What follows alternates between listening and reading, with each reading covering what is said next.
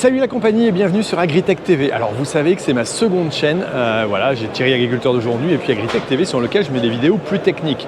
Alors lors de salons comme aujourd'hui, j'ai l'occasion d'enregistrer des vidéos. J'en ai fait une partie en formation, mais j'en ai créé aussi pour vous. Et là je les repasse au fur et à mesure. Donc n'hésitez pas à la regarder, vous voyez. Si vous appréciez la chaîne, n'hésitez pas à vous abonner et à mettre un petit j'aime, ça me fera plaisir. Allez, puis je vous retrouve à la fin de la vidéo pour reparler de la formation machinisme. Bon Mathias, on est en train on va s'amuser à suivre le petit Naïo. Alors toi tu bosses dans cette boutique là, c'est ça? Oui, exactement. Bonjour Thierry. Bonjour. Je travaille à Naïo Technologies, donc je suis responsable commercial et j'y suis maintenant depuis 8 ans. Donc j'ai connu toute l'histoire de ce petit bonhomme. D'accord, alors ce petit bonhomme, donc c'est un robot désherbeur, mais qui a aussi d'autres fonctions. Alors il y a quelques années, il faisait quasiment que du désherbage et depuis la grosse innovation depuis 2 ans, c'est l'arrivée du guidage RTK dessus. D'accord. Et on a aujourd'hui un robot qui est capable de semer, qui est capable d'ouvrir des sillons et évidemment bien sûr de désherber. Alors avant vous n'aviez pas ce système d'antenne donc de RTK, c'était avec caméra, c'est ça? Voilà, caméra et laser. Donc c'est-à-dire qu'on avait des situations où les maraîchers plantaient, donc on avait un couloir dessiné par les plantations de choux par exemple, et avec des caméras et un laser, il se repérait dans ce couloir-là. D'accord. C'était comme un aveugle avec une canne dans son couloir. Alors quel est l'intérêt d'avoir maintenant un système donc avec du RTK par rapport à une caméra? Le gros enjeu pour nous, c'était de pouvoir élargir le temps d'usage de la machine et lui donner de la polyvalence. C'est-à-dire pouvoir travailler dès qu'il y a une préparation de sol, on vient tracer, on vient semer. Et pour ça, il n'y a pas de culture. Donc s'il n'y a pas de culture, il n'y a pas de repère visuel, physique de couleur. Et c'est là qu'intervient l'intérêt du GPS RTK, c'est qu'on trace une route, il suit sa route de manière précise. Mais alors au niveau sécurité, pour autant, si jamais je me mets devant, qu'est-ce qui va se passer? Tu peux essayer? Tu peux essayer, il va s'arrêter et il va falloir le relancer complètement. D'accord. Et alors il va s'arrêter grâce à quoi? Aux caméras? Non, il n'y a plus de caméra, par contre tu as un bumper et donc le bumper va arrêter. Voilà, le robot. Je me suis pas fait écraser.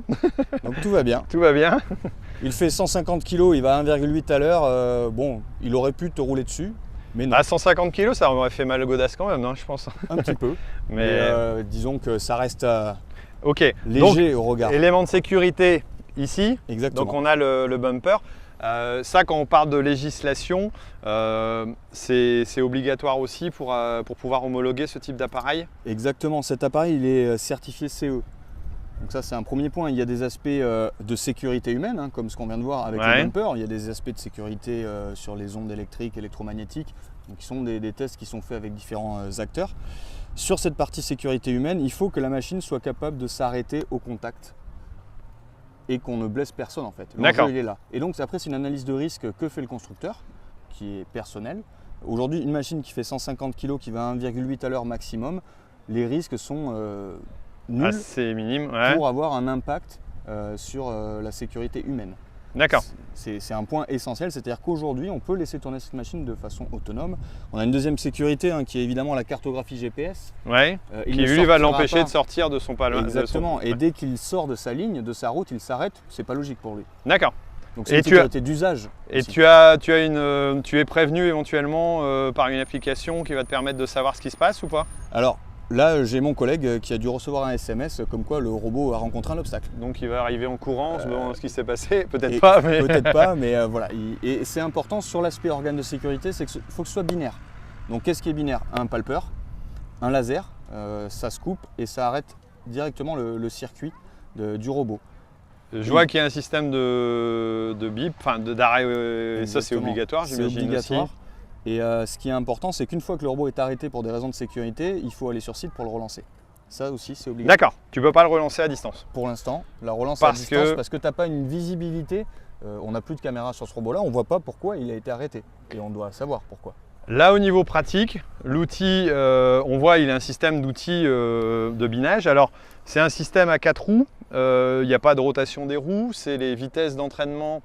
J'allais dire comme sur un Bobcat que j'ai l'habitude d'utiliser ou sur un char qui fait le système de rotation. Et à l'arrière, tu as un vérin électrique qui va permettre de lever ou descendre l'élément de binage ou de semis, c'est ça? C'est exactement ça. L'architecture est très simple. Il y a un moteur par roue. Donc là, dans celui-ci, il y a un système de double roue pour des raisons de stabilité. on a des clients qui ont... Là, on est sur des largeurs, j'allais dire, de binage qui sont intéressants. Si on était plus serré, on pourrait avoir qu'une roue, c'est ça? Exactement. D'accord. Ouais, ouais. Et donc là, une fois que tu as ton robot qui arrive en fin de rang, il va faire son demi-tour autonome et tu l'as dit, hein, par différentiel de vitesse. Les roues ne tournent pas, c'est le différentiel de vitesse, comme un Bobcat, qui permet de faire le demi-tour. Derrière, sur la partie outils, c'est vraiment un système de relevage et c'est un porte-outils. Là, on travaille avec un partenaire qui est hollandais, qui s'appelle Hack, où on a des tout petits parallélogrammes qui nous permettent de travailler notamment au milieu avec un parallélogramme là double sur les côtés, sur ils le sont rang. relevés. Et ça, sur les côtés, c'est pour venir travailler sur l'inter-rang. Mais là, ici, on a vraiment un système pour venir travailler de manière très précise sur la ligne. On voit bien. Ouais, tu peux passer aussi à une mini RC-Tri pour aller gratter. Donc là, on a une belle diversité en fait, d'outils grâce à ces systèmes-là. Ok. Ouais, système parallélogramme. Voilà. Historiquement, on avait un seul parallélogramme où on mettait des socs et là, on a essayé de trouver des partenaires où on peut avoir ces petits éléments de parallélogramme qui permettent de gérer les légers des verts et avoir un binage vraiment beaucoup plus qualitatif. Bien entendu une batterie. L'autonomie, deux batteries. Ouais, deux batteries. L'autonomie, c'est combien de temps? Entre 5 et 8 heures selon ce que tu vas faire. Hein. Si on est sur des combinaisons d'outils, il y en a qui travaillent quasiment sur 1,50 m des fois et d'autres sur 30 cm, là, comme là. On va être entre 5 et 8 heures. Et puis ça dépend de la mission, évidemment, du type de sol, profondeur des outils. Si tu es sur du désherbage, c'est là où tu vas te retrouver sur une demi-journée. On a aussi des systèmes qui ouvrent des sillons ou qui sèment. Là, on va aller chercher un peu plus de 8 heures d'autonomie. D'accord.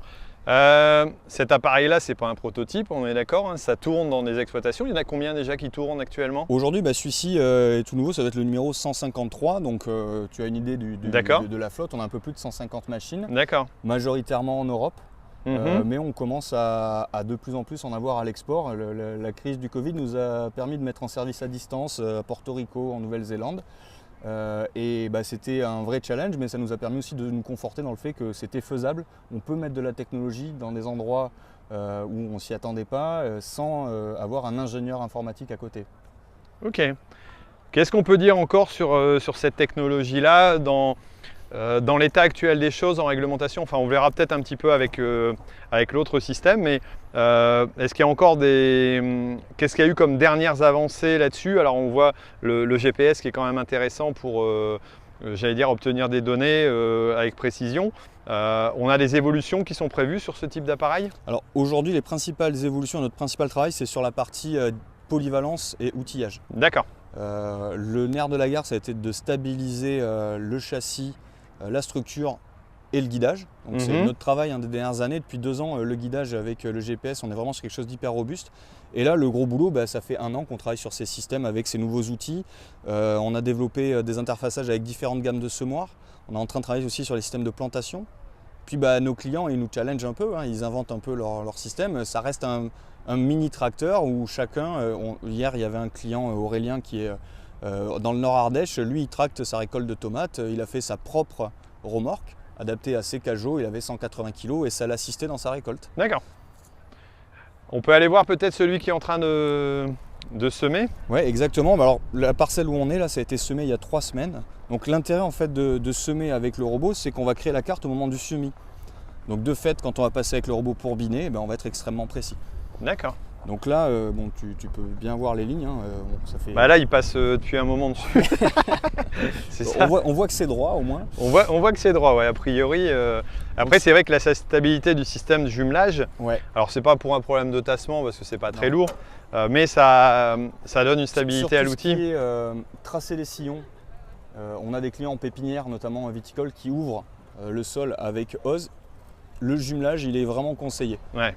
C'est vraiment intéressant. Là, on a réduit la vitesse. Il peut tourner évidemment beaucoup plus vite. Hein. Alors, on est en train de semer de l'air pour l'instant, mais voilà, c'est exactement ce qu'on a fait il y a 3 semaines. Là, comme on ressème la roue, pour l'instant, elle n'entraîne pas bien. Mais ça, c'est une question de réglage, j'imagine. Exactement. Après, voilà, il faut régler la. Soit on peut régler. Et donc, on adapte des systèmes de semis. J'allais dire qui peuvent être déjà même des semi-manuels dessus. On a des clients en fait qui ont déjà leur semoir et nous, nos équipes, elles sont là pour accompagner et intégrer ça au porte-outils tout simplement. C'est juste un interfaçage qui doit être... Là, on est à quel écartement entre rangs pour être bien stable? Là, on l'idéal, c'est 45, non, je me trompe? On est à 35 là. Là, on est à 35. Ouais, ce qui fait 70 en fait après si tu passais sur un système planté comme les choux qu'on a à côté. D'accord. Et là, c'est le système de télécommande qui va permettre de reprendre la main sur l'outil. Voilà, à proximité. Quoi. Ça, ouais. Pour nous, le vrai gain de temps, en fait, ça a été de se dire on trace une carte très précise tout en semant. Idem pour ouvrir les sillons, on n'est plus à tirer un cordeau. On fait un point A, point B, ceux qui utilisent les systèmes RTK connaissent très bien ça, et on duplique les lignes avec un intervalle qui est au préalable renseigné, et derrière pour la qualité de désherbage c'est vraiment chouette. Vous n'avez pas pensé à un système de caméra qui permettrait de suivre le SMI à distance Alors c'est un des sujets sur toute notre gamme de robots. On a parlé un peu de sécurité humaine, mais la sécurité culture va être un sujet sur lequel on doit avancer. Surtout quand on est dans du SMI aussi. Il faut s'assurer qu'il n'y ait pas de bouchon. Si on voit, j'allais dire un bouchon, et ça veut dire qu'on va recommencer et on ne sait pas où, à partir de quand. Pour l'instant ce n'est pas le cas. Dans les faits du fonctionnement, on est dans des situations où on a quand même les maraîchers qui sont autour. Ouais. Donc ils viennent contrôler, notamment sur une étape aussi clé que le semis, que tout se passe bien. Ouais, tu le mets en route, tu vas mettre en route autre chose dans ton... Autant sur le binage, ils laissent biner et puis ils vont vraiment faire autre chose. Là, on est sur un chantier qui est clé. Et en effet, ça fait partie des pistes sur lesquelles on doit travailler pour apporter de la plus-value là-dessus. Bon alors, on a celui-ci, mais on a l'autre. Voilà, celui c'est un OZ 440, OZ 440. Voilà, donc dernier du nom, c'est ça? Alors OZ 440 c'est son nom initial, mais dans sa version, si on avait discuté il y a 2 ans, il n'y aurait pas eu de GPS. D'accord. Là on est dans sa version mature, l'adolescence est finie, il est adulte. Pour preuve c'est qu'on est sur un système. J'ai une question, demain il y a une nouvelle adaptation qui vient de se faire, parce que vous avez trouvé que je ne sais pas quoi. C'est des produits qui sont adaptables éventuellement, on peut venir y rajouter une option ou quelque chose qui est supplémentaire. Exactement, en fait il y a plusieurs sujets. Il y a le premier sujet qui est le système de guidage et des mises à jour logicielles, ça se fait comme ton smartphone. Ouais. Aujourd'hui on a un abonnement qui est obligatoire avec le RTK, les SMS, mais dans cet abonnement on inclut les mises à jour. On a à peu près 2 mises à jour avec des petites améliorations, des gains de temps sur les demi-tours, des stratégies de demi-tour différentes. Des gestions de pointe, toutes ces situations. Ça, il y a toujours du progrès là-dessus. Voilà, exactement. Et sur la partie outils, on va. Là, c'est un bon exemple. Il y a 1 an, on n'avait pas de semoir. Là, maintenant, on a des semoirs. On a des nouvelles gammes d'outils hack. On va travailler sur des planteuses. Le but, c'est vraiment que ça tourne là-dessus. Alors, je vais rappuyer un petit peu l'outil. Ça tourne un petit peu plus, mais.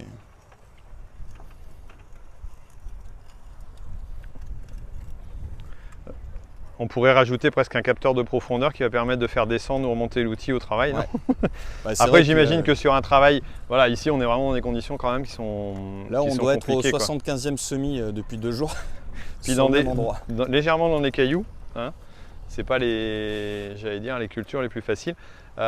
Au niveau prix, qu'est-ce que ça vaut actuellement ce type d'appareil? Aujourd'hui, on est entre 25 et 30 000 euros avec, je dirais, toute la gamme d'outils. Si tu rajoutes des semoirs et différentes solutions. En fait, le prix n'a pas été impacté. C'était un des gros challenges qu'on avait, ne pas impacter le prix de la machine avec l'intégration du RTK. D'accord. Bon, apparemment, il y en a un autre qui est en train de s'amuser d'outils. On peut aller le voir. Ouais, exactement. On va y aller. Donc là, c'est le grand frère, mais pour d'autres. Lui, c'est le Dino. Exactement. C'est ça. Alors que je vois déjà depuis quand même un petit moment. Ouais. Alors, si je ne me trompe pas, la précédente fois où je l'ai vu, il avait une ligne de vie. Une ligne de vie. Voilà. Alors, il faut qu'on se retourne pour nos caméramans. Sinon, c'est pas marrant. Pour qu'on soit. Voilà, il avait une ligne de vie. Par contre, il n'avait pas la petite caméra devant. Alors, celui-ci, apparemment, il a GPS et caméra. Exactement, ouais. Donc là, point important, c'est que par rapport à ce que tu dis, la ligne de vie, la sécurité sur les robots, quand on avait une ligne de vie, on n'y connaissait pas grand-chose. Et toutes ces normes ont avancé, ont évolué. Et aujourd'hui, tu as plusieurs capteurs. Donc plus de ligne de vie, par contre, tu as des bumpers devant les roues. Ouais. Qui au contact, comme le OZ tout à l'heure. Ouais, lui va permettre d'éviter, si jamais je passe en dessous de la roue, de m'écraser. Et ensuite, tu as des boîtes noires là qui sont des lasers, des lidars qui viennent mettre une nappe devant, en fait, qui caractérise virtuellement avec un laser. D'accord. Et ces systèmes-là, ce sont des lasers. Donc un laser, on le traverse, ça coupe la puissance directement, c'est une sécurité. Alors lui, il est plutôt utilisé, voilà, on est sur des systèmes de planches par exemple, de travail. On peut y placer un outil qui pourrait faire aussi une largeur de chai en grande culture, par exemple pour du semis de betterave. Je l'ai vu en fonction, si je ne me trompe pas, il y a quelques temps là-dessus. C'est pareil, il y a un système de vérin hydraulique, de relevage, de descente. Ouais. Et alors, il est plutôt adapté aussi en grande culture ou alors on le réserve plutôt encore au maraîchage, plutôt en grande surface? Ouais, c'est une bonne question qu'on nous pose souvent. On a fait beaucoup d'essais dans du maïs, dans de la betterave. Hein. Comme tu le dis, aujourd'hui, on travaille avec un semencier Strub pour développer des machines pour les spécificités de la betterave. Nous, cette machine aujourd'hui, elle est utilisée à 95%. Et c'est ce pourquoi elle a été construite sur des systèmes de légumes en planche. D'accord. On a plusieurs unités en Europe, mais aussi pas mal de machines qui tournent aux États-Unis, en Californie, dans des grosses plaines légumières. On a fait à peu près 1000 hectares cette année de binage. On est sur du binage inter-rang. Alors tu évoquais tout à l'heure les nouveautés. On a en effet une caméra qui vient contrôler le fait que les outils soient bien placés entre les lignes. D'accord. On peut avoir une planche droite, mais peut-être des plans qui ne sont pas très bien alignés. Le but, c'est ça. C'est d'être précis et de pouvoir travailler avec des outils passifs, donc des socs et des doigts cresse, pour venir au plus près du rang. Il est un peu moins imposant qu'il l'était à une époque, non? Je me trompe? Non, en termes il n'a pas changé de gabarit. Il n'a pas changé. On a rajouté alors ces organes de sécurité que tu n'avais pas et une console avec le mât sur le réglage des outils. On n'a pas vraiment fait évoluer ça. Ouais. Système de contrôle aussi, j'imagine à distance et puis. Contrôle de la plateforme. C'est là où tu intègres la cartographie. Un peu le même principe que Oz. La seule différence, c'est que tu prends l'antenne du robot, tu la mets sur ta planteuse quand tu plantes ou sur ton semoir. Et lors de ton chantier, tu crées ta carte. D'accord. Naïo Technologies, nous, on a un service de validation des cartes. C'est-à-dire que nos clients nous envoient les cartes, on contrôle, on ne sait jamais, il peut y avoir une perte de signal. Il faut qu'on s'assure que la carte soit propre. On la renvoie au client, une semaine après, il passe biné. Donc il va lancer son robot et puis au début, il va avoir un contrôle des outils avec une interface qui permet en fait de régler les outils et de régler le guidage caméra. D'accord, là on a un système d'interface de réglage. Alors je suis à contre-jour, je ne sais pas si ça va bien se voir, mais si on voit peut-être un petit peu. Voilà, et clairement on voit comme on voit une interface, étant donné que c'est des systèmes d'interface qui sont utilisés sur d'autres appareils de binage classiques, hein, c'est les mêmes caméras. On a intégré quelque chose qui est éprouvé, existant et qui fonctionne. Des systèmes de sécurité, donc utiliser les lidars, les bumpers.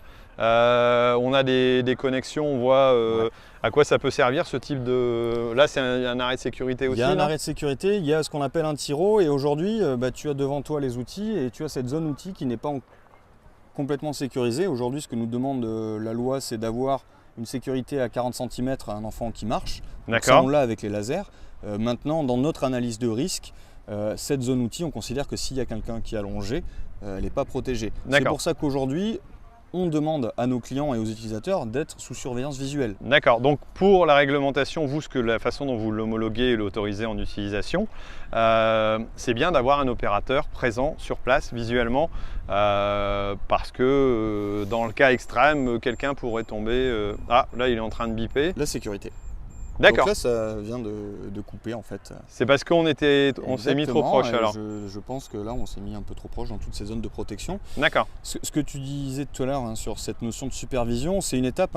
Clairement, l'autonomie va arriver, mais pour ça, il faut que le législateur avance. Et il faut que nous, différents constructeurs, nous avancions aussi. On est sur une supervision qui peut être un petit peu éloignée tant qu'on a un contrôle et un arrêt à distance. Il faut que visuellement, on s'assure qu'il n'y ait personne qui soit dans le champ de travail. Ok. C'est un vrai enjeu. Là-dessus, c'est une étape et le but est d'arriver évidemment à éloigner l'opérateur, sinon la robotique n'a pas tout son sens. Et dans l'analyse de risque, on parlait de Oz tout à l'heure, 150 kg, un moins de 2 km/h, là on parle d'une tonne 2 qui va à 4-5 km/h. Là, s'il me passe dessus, à mon avis, j'ai le temps de me sauver parce que ça va pas forcément très vite, mais si je suis tombé en syncope, c'est risqué, quoi. Le risque, il est extrêmement minime, évidemment, mais en tant que constructeur, dans notre analyse de risque, on doit en tenir compte. Et une ligne de vie autour, en sécurité c'est moins efficace que la nappe laser que l'on vient d'entendre, qui est, si on rate la ligne, si on ne s'y accroche pas, là, c'est binaire. Ok. D'autres petites choses à dire sur la robotique, les évolutions qu'on va avoir dans les prochains mois, dans les prochaines années sur ce type d'appareil? Alors il y a beaucoup de choses qui avancent sur ces appareils-là. Par exemple, nous, on a une antenne qui est basée en Californie où on travaille sur de la prestation de service. On n'est pas homologué pour vendre ces machines aux États-Unis. Donc on travaille sur la prestation de service. Et ce qui est intéressant, c'est qu'on essaye de travailler sur un modèle de service où on a un opérateur qui va gérer demain plusieurs machines. Donc là, on en est sur des phases d'expérimentation. Ça, c'est une des premières étapes. L'autonomie avec la sécurité humaine, on en a un petit peu parlé, qui va être une étape clé et c'est ce qui va faire à un moment donné que ces machines intermédiaires, les grosses machines étant les tracteurs, vont pouvoir se déployer plus massivement. Et la dernière étape qui est aussi clé, c'est la sécurité culture. J'ai laissé mon robot tout seul, je suis sur mon tracteur sur gérer une autre tâche, à labourer une parcelle à 10 bornes. Comment est-ce que je m'assure que j'ai pas d'incident? J'ai pas fait d'erreur. J'ai pas le robot qui a remonté une barre de fer et qui esquinte mes cultures. Qui est en train de, comme on l'a sur n'importe quel binage classique, quoi. Pouvoir se rendre compte d'une anomalie culture à distance. En dehors j'allais dire de ce côté-là, au niveau des activités potentielles, on a vu semis, on a vu binage. Il y en a d'autres qui sont demandés par des agriculteurs ou en cours d'études? Alors on a un cas d'usage chez un client en Allemagne qui lui a installé son semoir, il a semé ses carottes avec Dino. Alors pas de guidage caméra, tout au RTK et il a tout biné après. Donc ça c'est quelque chose qu'on ne faisait pas le semis sur un Dino, c'est pas des trucs qu'on avait développés. Ça c'est une étape et après il y a une chose importante, comme on commence à collecter des informations pour le guidage, on sait que demain il y aura des pistes là-dessus sur le nombre de salades, le nombre de légumes. Essayer d'apporter de la valeur, avoir une machine qui passe régulièrement, estimer des dates de rendement, que ce soit en vigne ou des dates de récolte en légumes, c'est une info hyper intéressante pour l'exploitant. Donc pour l'instant, tout ça, c'est évidemment des perspectives, mais c'est des sujets sur lesquels, nous, ça nous intéresse, quoi. Ok. Et en vigne, alors on a votre appareil aussi, on peut peut-être aller jeter un œil? Complètement. Alors lui, il s'appelle Ted, c'est ça? C'est le petit nom que vous lui avez trouvé? Et pourquoi Ted? À un moment donné, il faut que ça sonne bien et que ça soit percutant un peu partout dans le monde. D'accord. Ça n'a pas un rapport forcément avec la vigne. Là, on est sur un appareil qui est uniquement réservé à la vigne. Et alors, là, il a aussi un rôle de binage, c'est ça? Ouais. En fait, tu as peut-être vu par le passé, on a travaillé sur des premières versions de prototypes pendant 3 saisons, vraiment pour apprendre. Et là, on est sur un châssis qui est assez proche finalement des systèmes enjambeurs classiques qu'on peut avoir en vigne. Son cœur de métier, c'est la gestion du sol. Donc là, on a des systèmes pour venir travailler sous le rang.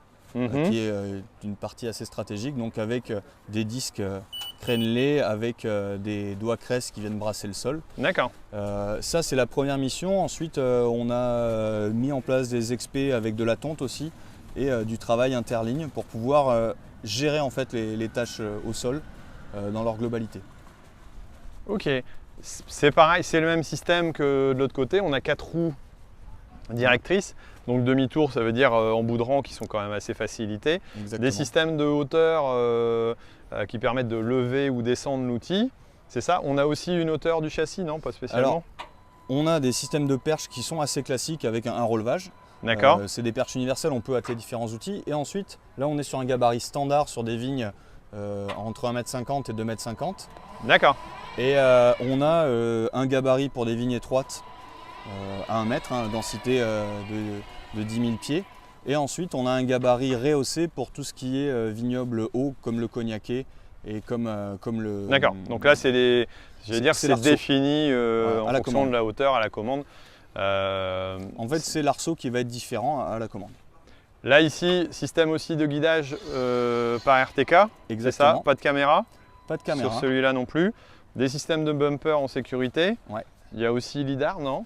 Non, pas de lidar, des systèmes de bumper et on rejoint la même problématique qu'on évoquait avec Dino, c'est qu'on a une surveillance. Tu as un opérateur. Exactement. Ok. Voilà, le système de guidage après, ce qui est très intéressant, c'est que nous on a essayé de dupliquer sur toute la flotte de robots. Ouais, pour avoir une standardisation, j'imagine, et pouvoir. Aujourd'hui, si j'ai une mise à jour, elle peut être faite sur, par exemple, une stratégie de demi-tour où je saute un rang. Peut être une stratégie. D'accord. Si j'ai développé ça et que ça intéresse des gens, je peux le déployer sur ça. Alors là, on le voit en fonctionnement. Donc on a la hauteur qui va être descendue sûrement avec le vérin. Alors ça, c'est aussi le GPS qui va l'automatiser. Il sait à quel endroit. Manuellement, tu gères ton terrage. Ah d'accord, là on le gère manuellement. Il le garde en mémoire. D'accord. On lui a donné des informations de est-ce que je sors mon outil à la fin du rang. Après l'amarre, on peut adapter les distances en fait de sortie. Il y a des amarres des fois sur les bouts de rang. Et puis c'est parti. Là la vitesse est assez rapide alors. Ouais, on peut monter à 6 km/h. Donc, ce qui est intéressant sur ces systèmes entraînés comme les doigts Crest notamment. Ah d'accord, ouais, parce qu'il faut forcément une vitesse d'action sur ce type d'appareil là. Ok.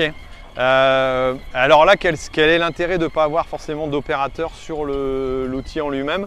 Pour l'instant, c'est un peu la recherche qui va dire si demain on peut le faire sans opérateur, ça nous fera gagner quelque chose, quoi. Ouais, carrément. C'est là où on est vraiment dans ces discussions-là pour éloigner l'opérateur. Après, on a des clients, pour eux c'est intéressant d'avoir un opérateur parce qu'ils peuvent faire des tâches manuelles sur la canopée, sur le feuillage.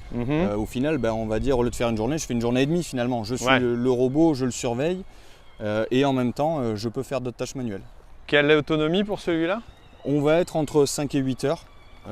C'est un sujet sur lequel on travaille avec des autonomies qui dépendent des combinaisons d'outils et des types de sol.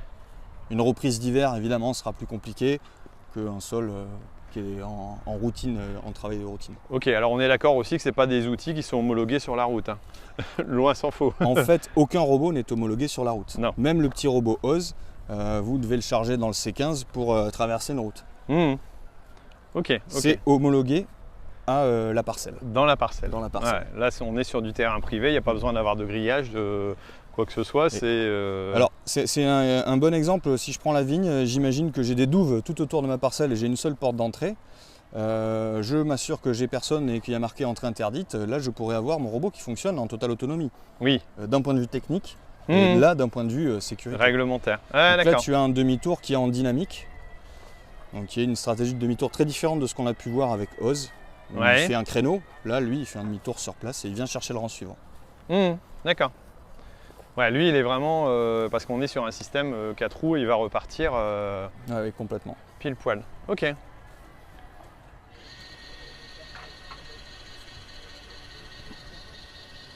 Donc là tu as la descente des outils sur la zone d'amarre.